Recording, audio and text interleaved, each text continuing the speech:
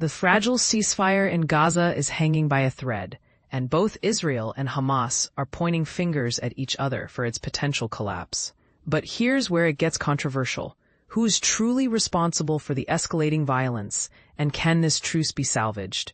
On Sunday, a grim scene unfolded in Khan Younis, southern Gaza, as Hamas members searched underground for the remains of Israeli hostages, a stark reminder of the human cost of this conflict.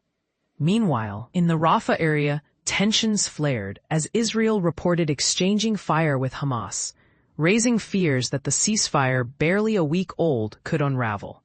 Israel's government claims it was forced to retaliate after Hamas militants attacked its troops with gunfire and an anti-tank missile in Rafah. The Israel Defense Forces, IDF, described this as a blatant violation of the ceasefire agreement and responded by striking the area, targeting tunnel shafts and other Hamas infrastructure. Israeli Prime Minister Benjamin Netanyahu ordered strong action against what his office called terrorist targets in Gaza. And this is the part most people miss. The IDF's actions were not just about retaliation, but also about dismantling Hamas's operational capabilities, which they argue are essential for long-term security. Hamas, however, paints a different picture. In a statement, the group claimed it was unaware of any violence in Rafah, stating it had been cut off from its remaining forces in the area.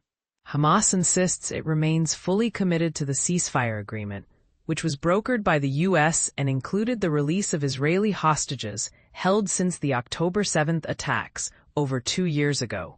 In exchange, Israel freed nearly 2,000 Palestinian prisoners. But here's the question that divides opinions. Is Hamas genuinely committed to peace, or are these claims a strategic move to shift blame? The ceasefire, already fragile, now teeters on the brink of collapse as both sides accuse each other of violations. For beginners, it's important to understand that ceasefires in this region are often complex and temporary, with deep-rooted mistrust on both sides. The current truce aimed to address immediate humanitarian concerns, but its sustainability is now in doubt. What do you think? Is there a way forward that both sides can agree on? Or is this conflict destined to escalate further? Share your thoughts in the comments. Let's keep the conversation going.